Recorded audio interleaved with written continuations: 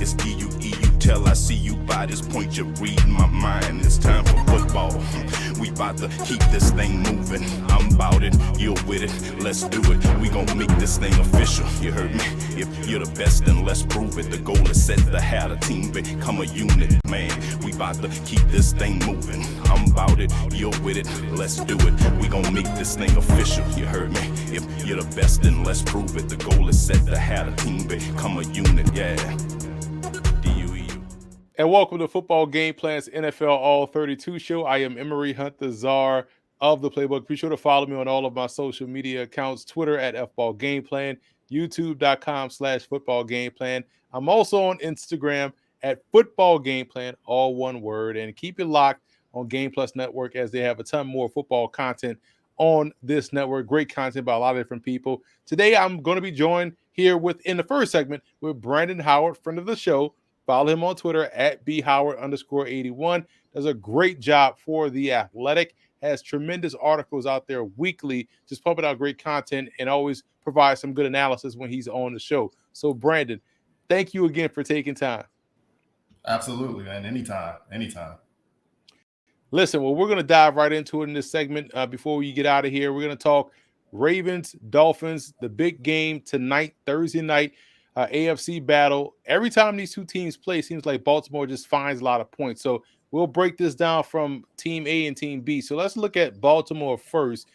Coming off last week's overtime win against Minnesota Vikings, they came off that bye, and it looked like they had that game pretty in control down the stretch, but then they let the Vikings get back in it.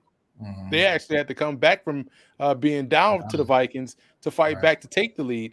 So let's look at Baltimore. And I wanted to ask you, what was your thoughts on last week's game, and what should they do, or what should we expect from them coming into this matchup against Miami? Yeah, I feel like the defense continues to kind of just, let them down week in and week out. And Lamar has to kind of put his cape on and be Superman down the stretch. And that's just not going to cut it as the season goes along. You start playing these better teams, and when you get into the playoffs, you can't just rely on that one guy to bring you home and get you to the promised land. So the defense, they're going to have to definitely tighten up. As far as their run fits and in the run game, they do a pretty solid job. But that secondary is so porous, man. And, I still feel like, every week in, week out, if they're playing a talented tight end, or if they've got a guy on the flanks that can, beat you vertically down the football field, they're going to get exposed. I don't feel like this is a team that's well equipped to play any sort of man down the stretch. Sometimes they like to go quarters. I think really what's going to have to happen for them in order to see success is they're going to have to really turn the dogs loose up front in order to affect the quarterback. And because on that back end, there's just really nothing there that where they can keep them in front of them. So they're going to have to really turn the dogs loose up front and play some zone behind it. And I think that's really one way they can be effective on the defense. That's my biggest worry about them long term. Defensively, can they stop folks? And I've seen them do it before. Yes, they've gotten key stops at times. They won a couple of games like that, but what we've seen consistently over the course of the season is that you're right. This defense is just not as good as it has been, especially in the secondary. We see how much they miss a guy like Marcus Peters, big time. A subtraction from that secondary, and we'll see if they'll start to get more pressure up front on a consistent basis. Now, looking at the offense, when you think offense, you always think Lamar Jackson. You think about the run game, but the passing game has really started to be what they've been able to hang their hats on, quite honestly. What are your thoughts on that offense?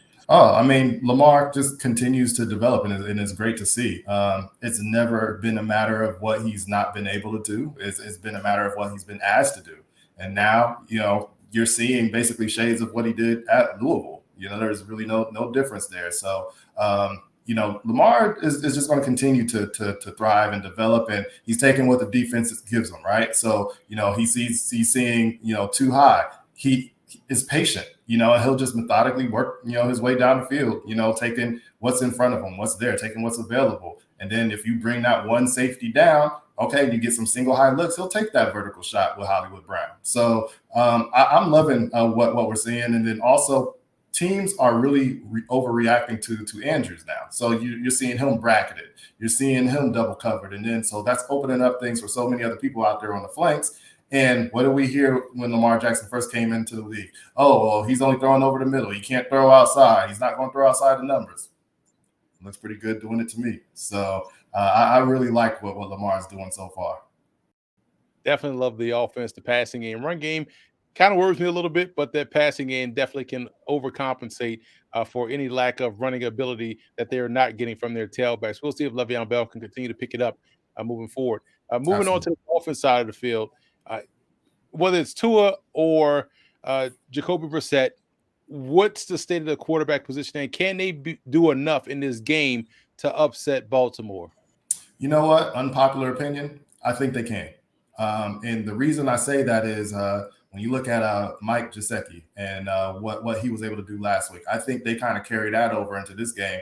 There's nobody on the defensive side of the football that's going to do anything to Gesicki in this game. So I think that they'd be able to carry this over and have some success there on some vertical and get some explosive plays, out of Gesicki in this game. And also, I think Waddle, he'll get one. He'll be able to take the top off the defense for at least one explosive play. So will that be enough? I don't know because they just have no run game to speak of. So they're not going to respect their run game. They can stop the run game on the way to the quarterback because, you don't really have to do too much to game plan against it. So, if they feel like they can do that, they don't have to bring anything extra to stop the run, which no team ever has to do against the Miami Dolphins, then, that's going to make it a little tougher on them in the passing game. Maybe it's enough, but I still see the Ravens coming out on top. But I think that the Dolphins can score some points on the Ravens in this game. That is going to be interesting because we know the run game has been the biggest weakness on that offense, in my opinion. And I know you feel the same way. More in particular, the running back position just doesn't have that threat back there that really forces you to play honest. Right. And you're right, playing a run on the way to the quarterback is going to be the way to go for the Ravens. But if you're the Dolphins, you have the answer to that. Guys that are great catch and run guys that can make things happen in the passing game. That's the game within the game that I'm excited to see. Now, on the defense side for Miami, up front, we know the Ravens have had some issues in protection. Does Miami have enough coming off the edge? I saw a really insane tweet the other day talking about Jalen Phillips being a bust, which I thought was outrageous because That's he's been silly. playing really well. What is your thoughts on that defensive line going up against this Ravens offensive front? Yeah, so they've got some talent on the defensive line, and I think that they'll be able to get some pressure back there. I think that Phillips really is better with his hand in the dirt. I think it's going to what he's doing right now is not what he had been asked to do prior to becoming a member of the Miami Dolphins. So I think there's some growth there to be had for Phillips, but he's far from a bust. He's got talent, out the wazoo. He's going to be a good player. I do think that they'll be able to get some pressure, with Wilkins and company, and also they'll bring Jerome Baker in there, and just simulate some pressures that way as well. I think he'll play a good game, and then also look for him to be spying on Lamar Jackson a little bit as well. And he's an excellent athlete, so that's one little matchup, little cat and mouse game you got going on there. Baker does have a little bit of a knee issue that he's nursing. That's probably going to last throughout the rest of the season.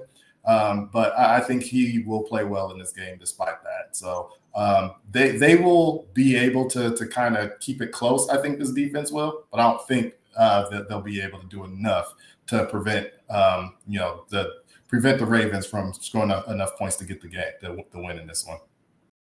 Yeah, I like the Ravens here. I like them straight up. I do like them against the spread. I believe the spread tonight is -9.5 for Baltimore. I think that's an easy number for them to cover. I worry about the Dolphins handling pressure, and I worry about their defense being able to get off the field consistently against Baltimore. Brandon, where can people find your work, and what do you have up on The Athletic right now? Yeah, so you can find my work on The Athletic, and we'll tweet it out there on occasion as well. And also on The Athletic, we're going to sit there. We're going to talk a little bit about some of the sleepers that are going that we've got going. So some of the undrafted guys that I feel like are going to have some roles or big roles coming up here are an expansion in their roles. So just be on the lookout for that. Can't wait to read. You guys should go read it as well. Follow him on Twitter at bhoward_81. Thanks, Brandon, for taking time. We'll step aside and be back with more Football Game Plans NFL All-32 show. And welcome back to Football Game Plans NFL All-32 show. Emery Hunt, the czar of the playbook. Thank you for taking time to sit here and go through some football games with me as we preview week number 10 in NFL. I can't believe it's week 10, man. So let's dive right into some more games. We're going to take a look at Atlanta traveling to Dallas. This is a very interesting matchup, an intriguing matchup when you think about where the Falcons were to begin the season to where they are now. The Falcons quietly have gone on a little run. They're coming off a very good upset win, so to speak, an upset win against the New Orleans Saints, where they played really well in the beginning of the game. They had to fight through some adversity, came back with a great play down the sideline to Cordero Patterson, who is quietly making himself into another Pro Bowl player as an all-purpose guy, because we've seen him do a lot of different things, carrying the football, catching the football. We know he's one of the best returners in NFL history. So I said all that to say this. This Falcons offense can definitely give this defense of Dallas some problems because of what they can do in different ways. We know Kyle Pitts is a vertical threat. We know Cordero Patterson is a versatile threat. And because of those two options, I look for them to try to get creative in how they move both guys around to get them the football. Defensively, that's going to be the biggest challenge for the Falcons. A.J. Terrell has been outstanding as a corner. You can trust him on one of the receivers. But the problem is Dallas has three excellent options, and their tailbacks, both Ezekiel Elliott and also the reserve, can do a great job catching the ball out of the backfield. Tony Pollard is his name. And when you think about the amount of talent they have and the way they can deploy that talent, it forces your defense to really match up. I think we'll see Dallas try to play this one as a tempo game, as a matchup game, and try to make the one-on-one matchups be their base offense in this one. They won't try to come in and try to ground and pound with the run game or try to air it out. They'll just find individual matchups throughout the game and try to take advantage. Now, on the defensive side, it's going to be up to that Dallas Cowboys defense to apply pressure, get after Matt Ryan, and try to get him down in the pocket. Matt Ryan, quiet as kept, has done a fantastic job his entire career creating opportunities for himself within the pocket, and we know he knows where to go with the football. So I see this one being a very entertaining game, but I do like the Dallas Cowboys to get the win in a close one, closer than people think, over the Atlanta Falcons.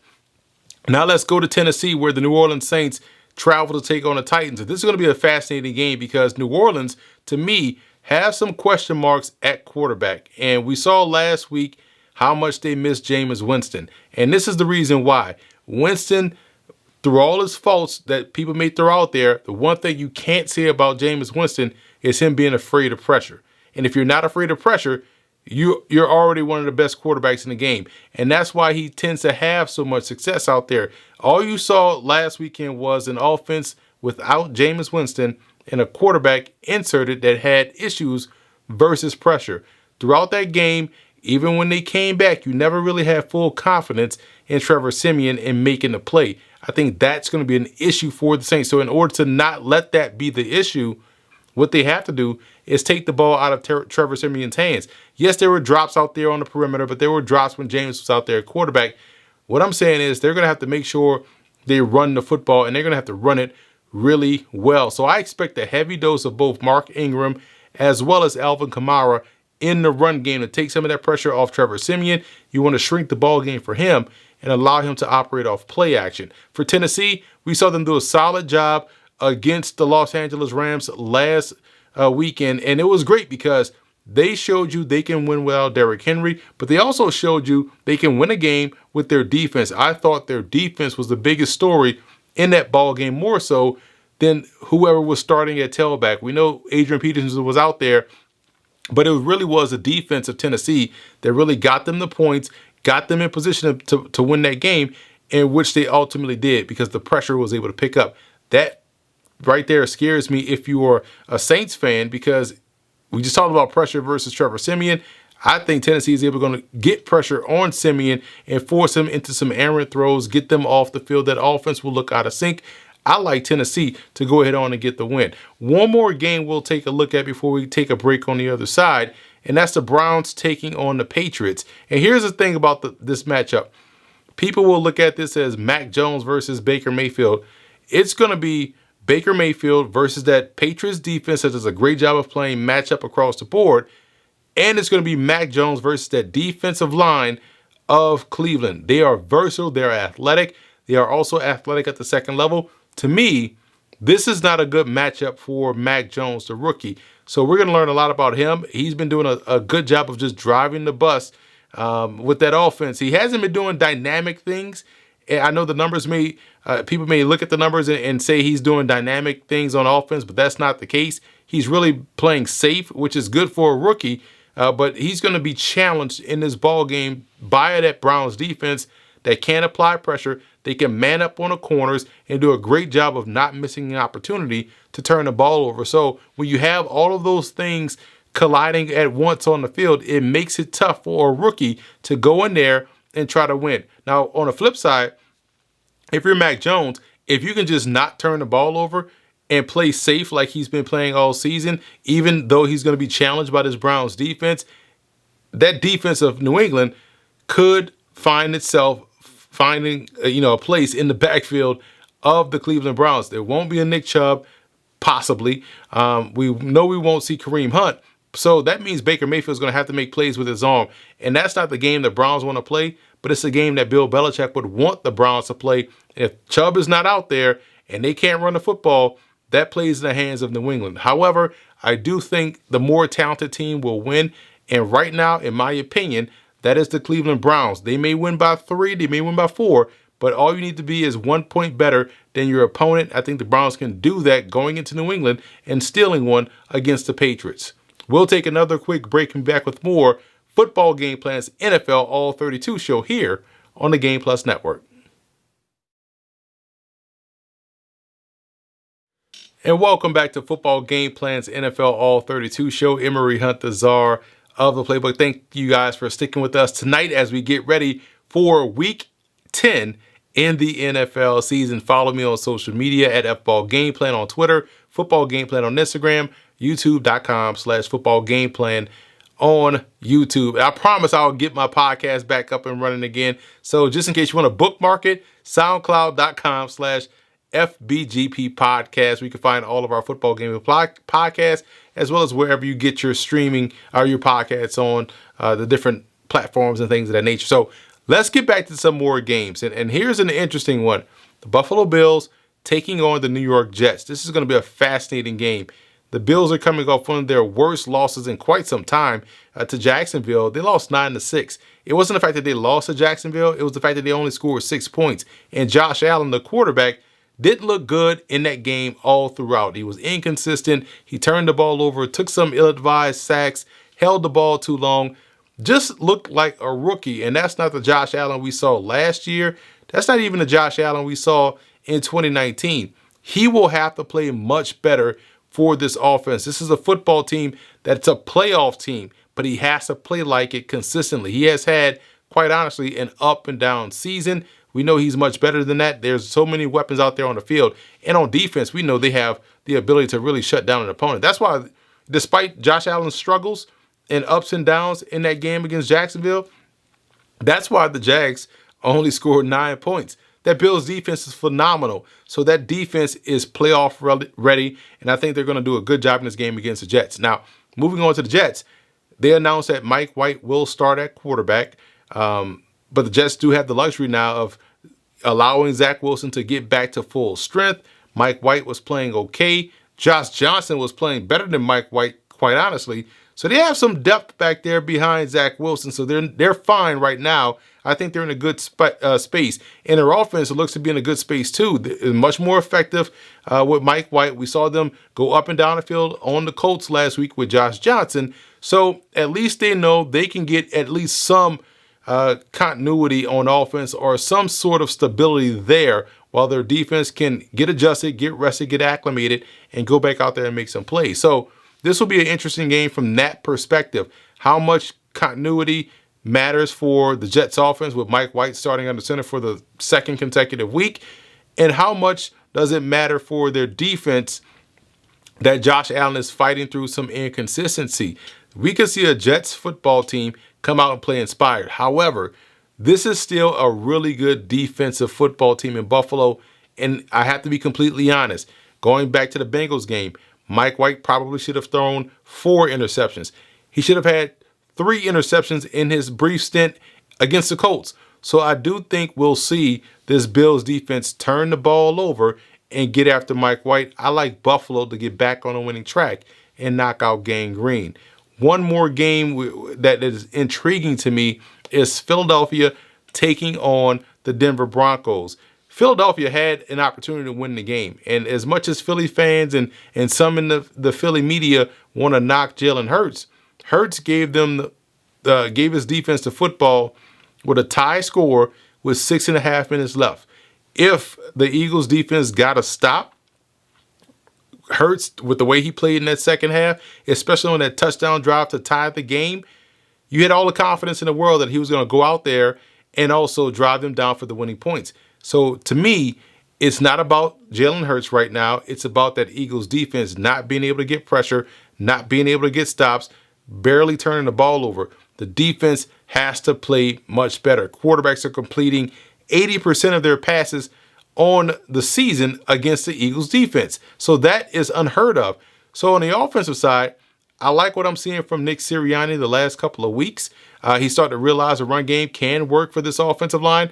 Sometimes he gets a little bit too run heavy, and it forces your quarterback to not really get into a groove. It's either all or nothing with their passing game. So I think he's still trying to find the right balance of plays with their offense. They have playmakers, and as we've seen before throughout the season, they do have the ability to score the ball, but they got to find the right mix of run, pass, and we'll hope to see that soon for this Eagles offense. Now, when we look at Denver, probably their best game defensively of the season against a competent opponent. I know people were knocking them for not winning against great teams. Well, they beat the Dallas Cowboys, and they dominated that game from start to finish. Their defense, even without Von Miller, who's now with the Los Angeles Rams, was excellent. They were able to get pressure on Dak Prescott.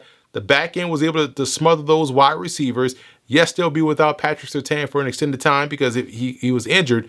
But the fact of the matter is their secondary really stepped up to the plate and locked down some of the best receivers in the game. They shut down the run.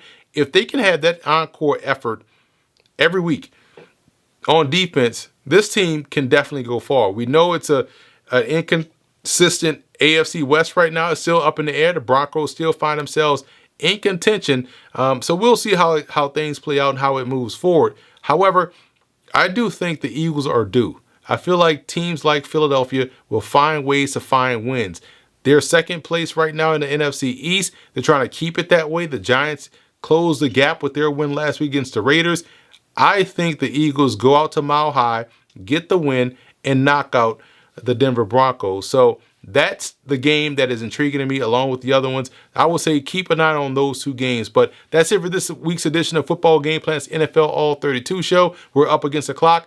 Please follow me on all of my social media accounts, and don't forget to check out and subscribe to the Football Game Plan Network located at youtube.com/footballgameplan. Also subscribe on iTunes to Football Game Plan Podcast and leave us a 5-star rating, and we will see you guys next week in week number 11. Tell I see you by this point, you're reading my mind. It's time for football. We about to keep this thing moving. I'm about it, you're with it. Let's do it. We gon' make this thing official. You heard me?